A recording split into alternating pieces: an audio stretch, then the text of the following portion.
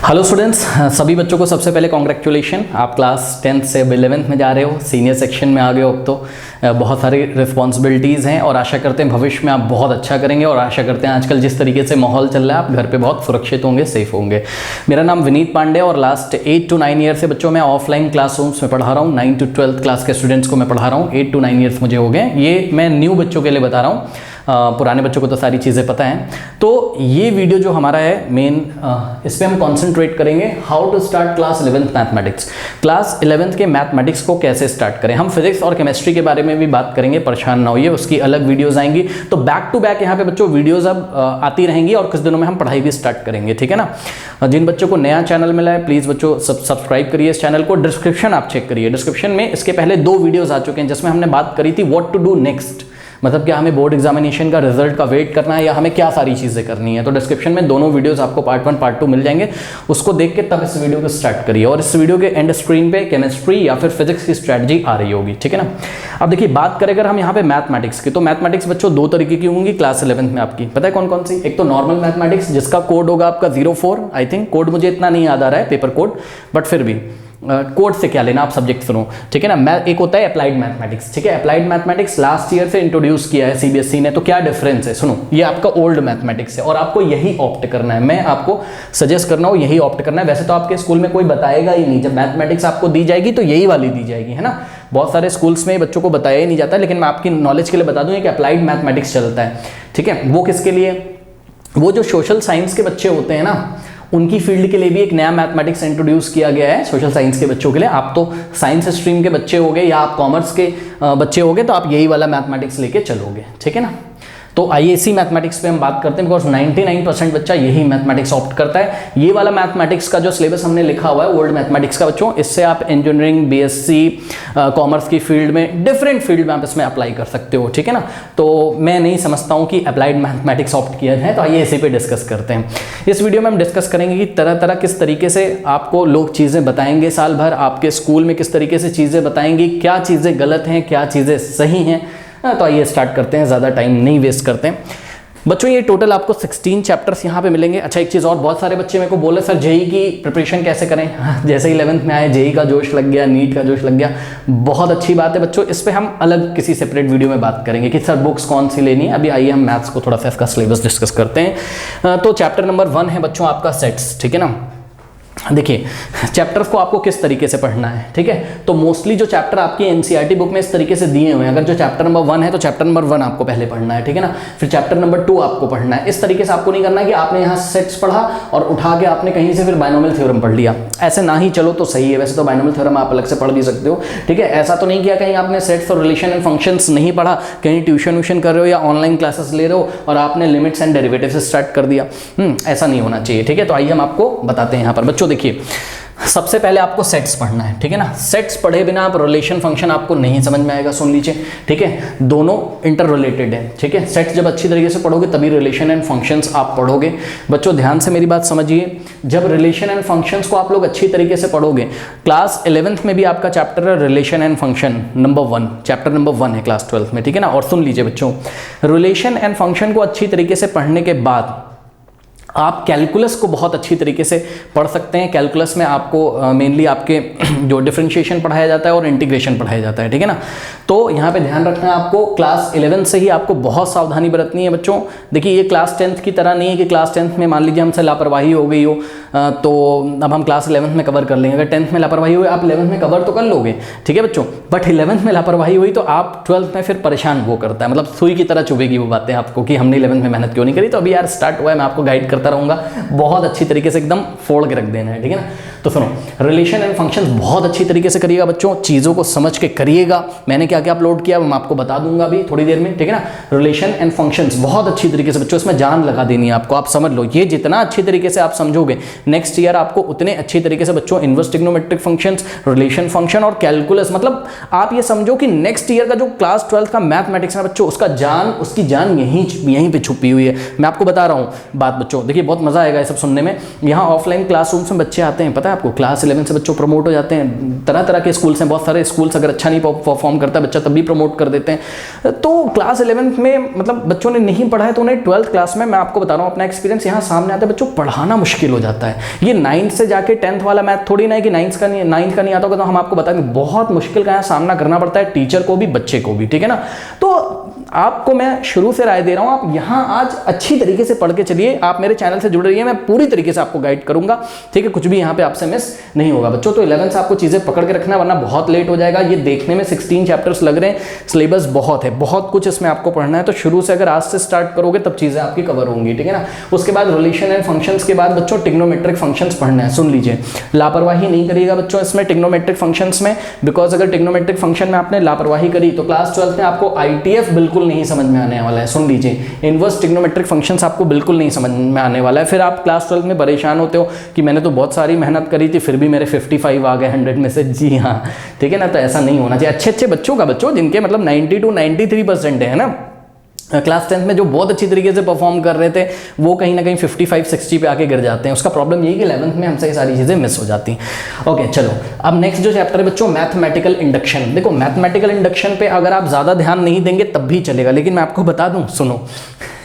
CBSE बहुत चलाक है बच्चों, CBSE या कोई भी बोर्ड हो आपका बहुत चलाक है। क्या करता है, क्लास 12 में आपका चैप्टर है मैट्रिसेस एंड डिटर्मिनेंट। कौन सा चैप्टर है, मैट्रिसेस एंड डिटर्मिनेंट, ठीक है ना। तो आप क्या देखोगे वहां पर, मैट्रिसेस एंड डिटर्मिनेंट में आपको मैथमेटिकल इंडक्शन लगा के क्वेश्चन बोर्ड एग्जामिनेशन में दे देता है। अजीब सी बात है ना। मतलब क्वेश्चन तो होगा आपका डिटर्मिनेंट का, लेकिन कॉन्सेप्ट कौन सा लगेगा, मैथमेटिकल इंडक्शन। अब क्या करते हैं, बहुत सारे बच्चे बोलते हैं अरे मैथमेटिकल इंडक्शन का रिलेशन फंक्शन से कुछ लेना देना नहीं है, मैथमेटिकल इंडक्शन का कैलकुलस से कुछ लेना देना नहीं, चलो इसको छोड़ देते हैं। मोस्टली मैं देखता हूं बहुत सारे बच्चे इसको छोड़ के जाते हैं। क्यों छोड़ लो यार, छोटा सा चैप्टर है, कम से कम NCERT लगा लो, है ना। तो यहां पर प्रॉब्लम क्या थी कि बोर्ड एग्जामिनेशन में जब यहां से क्वेश्चन आता है मैट्रिसेस एंड डिटर्मिनेंट से, तो मैट्रिसेस एंड डिटर्मिनेंट तो उनको आता होता है, बट यहां पे चूक हो जाती है, मैथमेटिकल इंडक्शन ही नहीं आता होता है क्लास 11th का। और मान के चलिए आप क्लास 12th में इतना प्रेशर होता है ना बच्चों, ठीक है ना, बहुत सारे सब्जेक्ट्स हैं हमारे पास, फिजिक्स केमिस्ट्री एंड मैथमेटिक्स, या कोई तो बायोलॉजी भी ले लेता है साथ में, तो फिर ये दोबारा बच्चों देखिए करने का मौका नहीं मिलता है 12th में, है ना। बहुत सारा प्रेशर होता है, कुछ बच्चे कंप्यूटर साइंस भी ले लेते हैं, तो प्लीज़ इसको अभी से आप लोग करेंगे, ठीक है ना। कॉम्प्लेक्स, उसके बाद आपको क्या पढ़ना है, उसके बाद आपको पढ़ना है कॉम्प्लेक्स नंबर्स, ठीक है बच्चों। तो ये कॉम्प्लेक्स नंबर भी आप इसी तरीके से पढ़ते रहिएगा लाइन से, ठीक है। इसके बाद आपको कॉम्प्लेक्स नंबर पढ़ना है, ठीक है ना। अब बात करते हैं वैसे कॉम्प्लेक्स नंबर का जो यूज़ है ना, कॉम्प्लेक्स नंबर का यूज़ बच्चों आपको क्लास 12th में तो मुश्किल है कि कहीं यूज़ हो, ठीक है, बट आपको पढ़ना है, ठीक है। नेक्स्ट है आपका क्या, linear inequalities, very important chapter बच्चों, वेरी इंपॉर्टेंट चैप्टर। सुनो, क्लास 12th में मैं बोर्ड एग्जामिनेशन के पॉइंट ऑफ व्यू से भी बात कर रहा हूँ, ठीक है, कि क्लास 12th में बोर्ड एग्जामिनेशन में कहीं ना कहीं आपके 96, 97, 98 आने चाहिए 100 में से, तो उस मुद्दे पे मैं बात कर रहा हूँ, ठीक है। लीनियर इनइक्वालिटीज जो है बच्चों, अब देखिए प्रॉब्लम क्या होती है, मैं आपको प्रैक्टिकली बताता हूँ। एक चैप्टर है क्लास 12 में, दैट इज लीनियर प्रोग्रामिंग, ठीक है ना। अब क्या करता है, ये वाला चैप्टर देखता है NCERT में, कहता है बड़ा छोटा सा यार, चलो इसको गोली दे देते हैं, इसको छोड़ देते हैं, ठीक है। फिर क्या होता है, जब यहाँ लीनियर प्रोग्रामिंग की क्लास चलती है, ठीक है, तो टीचर बोलेगा भाई क्लास 11th में तो आप लीनियर इनइक्वालिटीज पहले ही सॉल्व करना सीख चुके हो, फटाफट वो कॉन्सेप्ट बताएगा और आगे बढ़ जाएगा, ठीक है। और तुम्हारा वहाँ पे क्या आता है, 6 नंबर का एक क्वेश्चन आता है, सोचो 6 मार्कर या 4 मार्कर एक क्वेश्चन आएगा लीनियर प्रोग्रामिंग से बोर्ड एग्जामिनेशन में, ठीक है ना। तो तुम ये तो करके गए नहीं हो, तो इसी का पार्ट 2 है क्लास 12th में, दैट इज लीनियर प्रोग्रामिंग, वो तुम्हारा छूट जाएगा। तो छोड़ यहाँ पे तुम कुछ भी नहीं सकते हो, ना फिजिक्स में, ना केमिस्ट्री में और ना मैथमेटिक्स में। फिजिक्स में अगर थोड़ा बहुत छोड़ भी दोगे तो 12th में तुम्हारा काम चल जाएगा, बट मैं तो कहता हूँ कुछ भी नहीं छोड़ना है, ठीक है ना। चलो उसके बाद बच्चों देखिए ये परम्यूटेशन एंड कॉम्बिनेशन, ठीक है, ये चैप्टर थोड़ा सा बच्चों टाइम कंज्यूमिंग चैप्टर है, ठीक है, थोड़ा सा टफ आपको पड़ेगा। इसमें जो है न्यूमेरिकल तो आपका 30 सेकंड में सॉल्व हो जाएगा, लेकिन इसमें सोचना आपको काफ़ी देर तक पड़ेगा, ठीक है ना। तो परम्यूटेशन एंड कॉम्बिनेशन को ज़रूर कर लीजिएगा।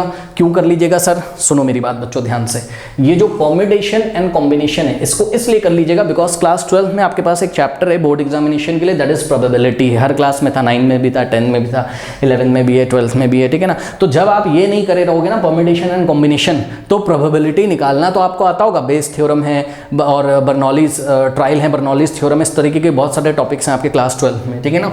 तो वहां पे आपको बच्चों फॉर्मूले तो आते होंगे प्रोबेबिलिटी के क्लास 12 में, बट आप यही नहीं कर पाओगे, आप परम्यूटेशन एंड कॉम्बिनेशन ही नहीं समझ पाओगे कि परम्यूटेशन करना है कि कॉम्बिनेशन करना है, कैसे अरेंजमेंट करना है, कैसे सिलेक्शन करना है, ठीक है।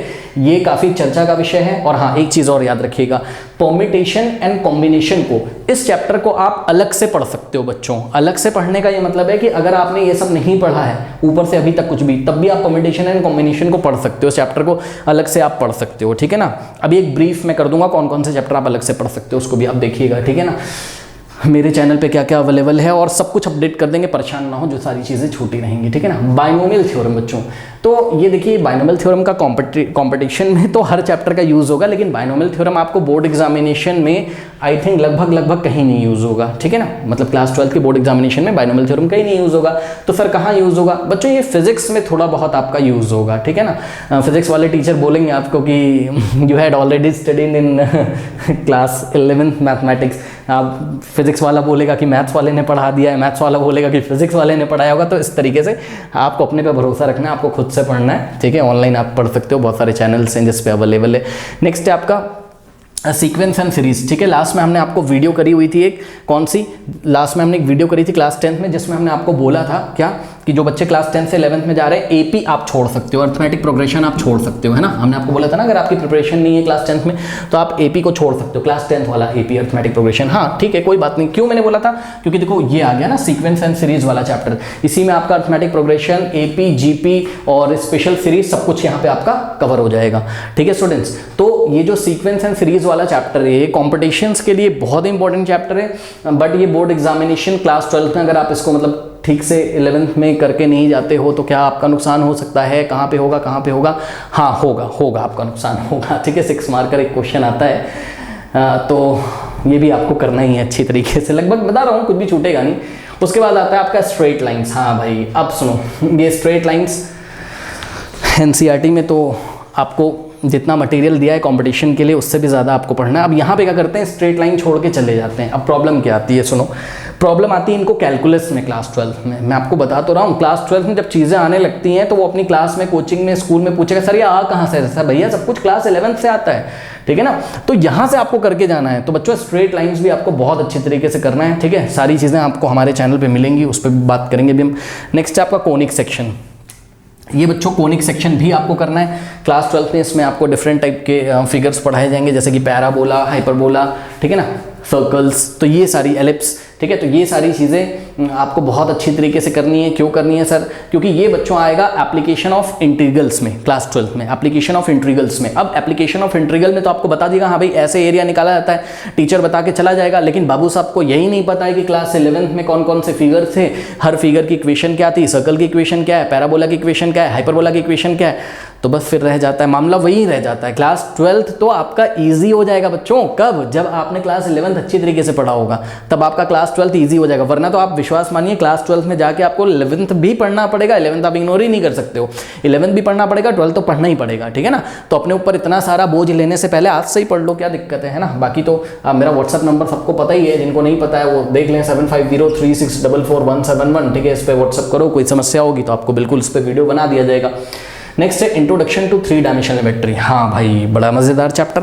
सुनो अब क्या करता है क्लास 11th में, ठीक है, chapter number 12 introduction to 3D। 3D मतलब 3 डायमेंशनल ज्योमेट्री का फील नहीं लेके जाता है। क्या करेगा, फॉर्मूला में रट लेगा, एग्जाम में दे के चला आएगा, ठीक है ना। फिर क्या, कहाँ दिक्कत आती, फिर से क्लास 12th में दिक्कत आएगी। क्लास 12th में भैया एक चैप्टर है 3 डायमेंशनल ज्योमेट्री ठीक है। सच बताऊं बेटा, मैं इस चैनल पे आपसे एकदम सच्ची बातें करूंगा, हवाबाजी कुछ भी नहीं है, सही बता रहे हैं। ये जो 3 डायमेंशनल ज्योमेट्री है ना, स्टूडेंट तो छोड़ो, टीचर के इसमें छक्के छूट जाते हैं। ऐसा चैप्टर भैया ये रुला देता है, ठीक है ना। तो अभी आपको इसको अच्छी तरीके से, आप परेशान ना हो, मैंने अपने चैनल पे बहुत ही मेहनत से, बहुत ही डिटेल में अपलोड किया है इसका क्लास 12th का, ठीक है। 11th का मुझे याद नहीं आ रहा, वो अभी हम आपको सिलेबस एक जगह दे देंगे पूरा, और फटाफट सब कुछ अपलोड कर देंगे, टेंशन कुछ भी नहीं है, ठीक है ना। उसके बाद अब सुनो मेरी बात ध्यान से, ये जो चैप्टर है भैया, ये जो चैप्टर है आपका, ठीक है, इसको इग्नोर मत करना भाई, 3 डायमेंशनल ज्योमेट्री, वरना तुम 12th में परेशान हो जाओगे, बता दे रहा हूँ मैं। इसको बहुत अच्छी तरीके से कर लेना।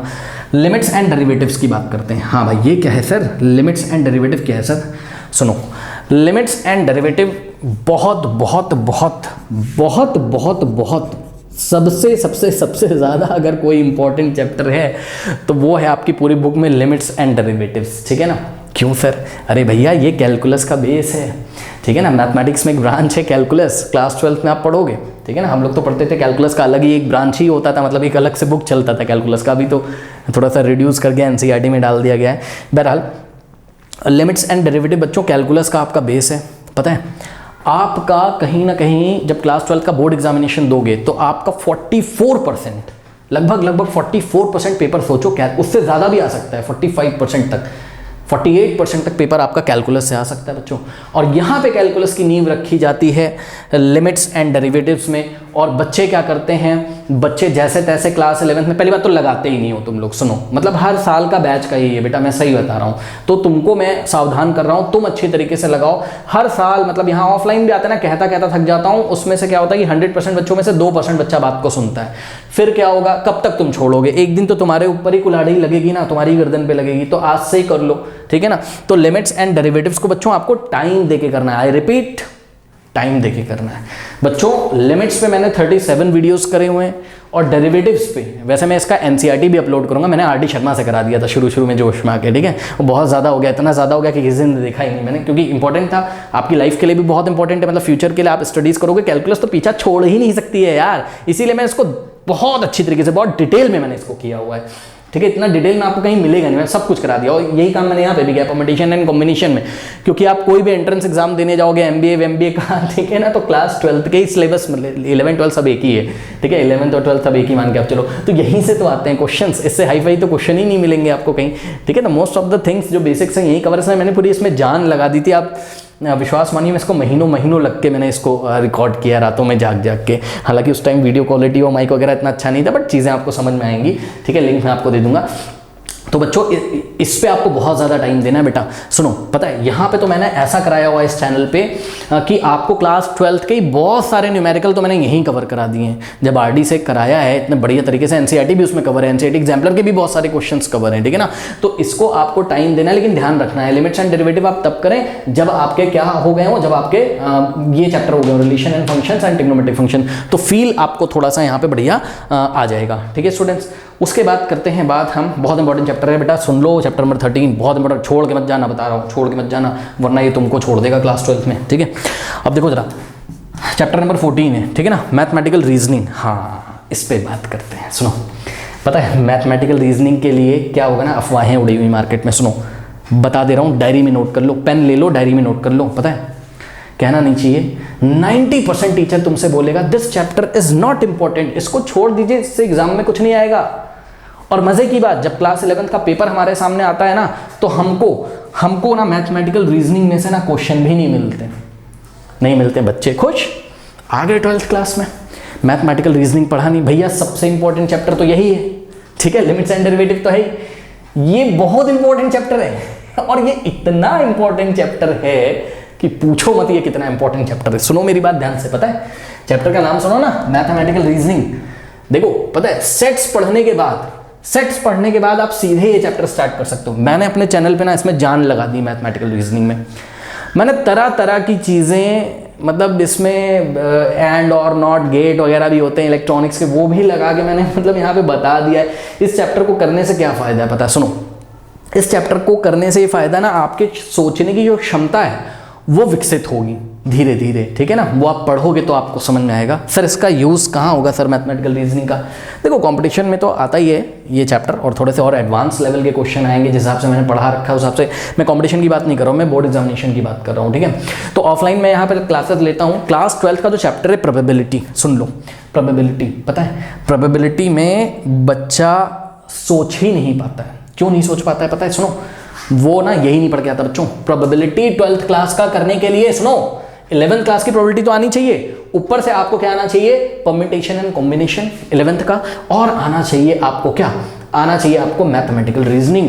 बाबू साहब जैसे तैसे परम्यूटेशन कॉम्बिनेशन तो करके आ जाते हैं, लेकिन इनके स्कूल में बोला जाता है ये एक फालतू का चैप्टर है, इसको मत करिए। भैया एक बात बताओ, अगर ये फालतू का चैप्टर होता तो सीबीएसई रखता क्यों, ये बताओ। सीबीएसई को हटा देना चाहिए था सिलेबस से, नहीं हटाया, कुछ तो बात होगी। तो सुनो भैया, जो जिस टीचर ने इसको पढ़ाया होगा ना, वही इसकी वैल्यू समझता है, ठीक है ना। तो सब तो आपको बोलेंगे कि ये नहीं आएगा, सबको अपना भार हटाना चाहते हैं अपने ऊपर से, ठीक है ना, कोई पढ़ाना थोड़ी ना चाहता है। इसको अगर ठीक से पढ़ाया जाए ना, तो कम से कम 8 से 9 घंटे तो इसकी पढ़ाई, मतलब इसकी क्लासेस लग जाएंगी, तब ये कंप्लीट होगा, अगर बहुत फास्ट भी हम कराएं। तो मैंने अपलोड किया है, 24 to 25 क्लासेस होंगी, सब कुछ है।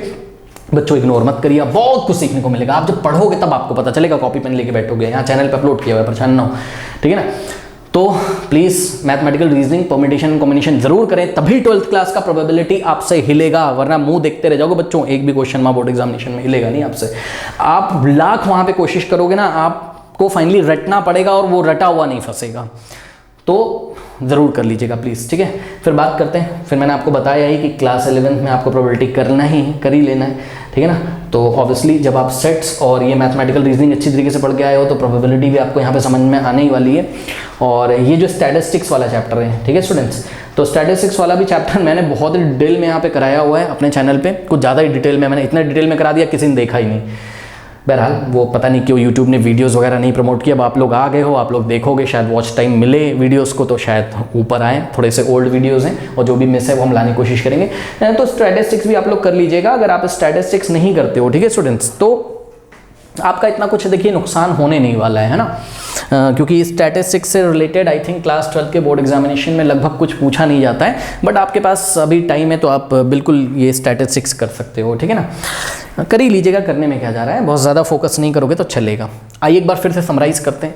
समराइज़ क्या करते हैं, इसमें आपको कौन कौन सा चैप्टर आप मतलब स्टार्ट कर सकते हो सबसे पहले, वो मैं आपको बताता हूँ। सारी बातें बता दी। सुनो, एक काम कर सकते हो आप कर सकते हो क्या, आप कर सकते हो स्टार्ट, देखो आप परम्यूटेशन एंड कॉम्बिनेशन अगर स्टार्ट कर ले रहे हो, ठीक है, तो आपका कोई नुकसान नहीं होगा। मतलब ये आज से भी आप स्टार्ट कर सकते हो। वैसे तो आप लाइन से चलो, लेकिन ध्यान रखना लाइन से जब चलोगे ना तो भैया इतना मत कर देना कि पता लगा आधा साल निकल गया तुम यहीं पे हो, कॉम्प्लेक्स नंबर पे ही हो, है ना। 6 महीने निकल गए तुम कॉम्प्लेक्स नंबर पे हो, तो तुम ये सब कब करोगे। इसमें से कुछ चैप्टर्स बहुत हैवी है बच्चों, जैसे परम्यूटेशन एंड कॉम्बिनेशन बहुत टाइम कंज्यूमिंग प्रोसेस है, बहुत टाइम लेगा ये आपका। कोनिक सेक्शन बहुत टाइम लेने वाला है आपका, स्ट्रेट लाइन भी टाइम लेगा आपका, ठीक है ना। तो ये लिमिट्स एंड डेरिवेटिव्स, तो ये कहने के लिए एक चैप्टर, ये अपने आप में दो चैप्टर्स हैं। लिमिट्स अलग हैं और डेरिवेटिव्स अलग हैं।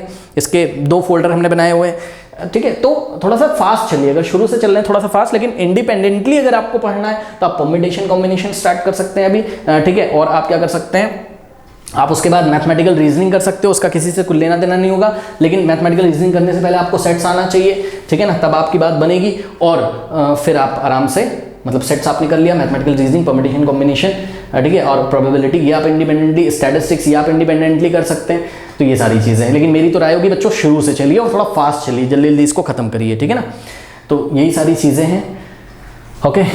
तो मिला जुला के ये सारी चीज़ें हैं कि आप लोग जो है शुरू से पढ़िए बस अच्छी तरीके से, ठीक है ना। जो बच्चे अभी लास्ट मोमेंट पे मेरे चैनल पे आए थे, बार बार मेरे को कमेंट करते थे कि सर समझ में नहीं आ रहा है, तो बेटा देखो ऐसा ही होता है। फिर बोर्ड एग्जाम आ जाएगा, देखो हमारे पास 2 साल का टाइम है, ठीक है। टाइम जाते हुए टाइम नहीं लगता है, ठीक है ना। आपको बहुत अच्छा मौका मिला है, आपको प्रमोट कर दिया गया है। जो चीज़ें मिस हो गई हैं उन सब चीज़ों को भूल जाइए।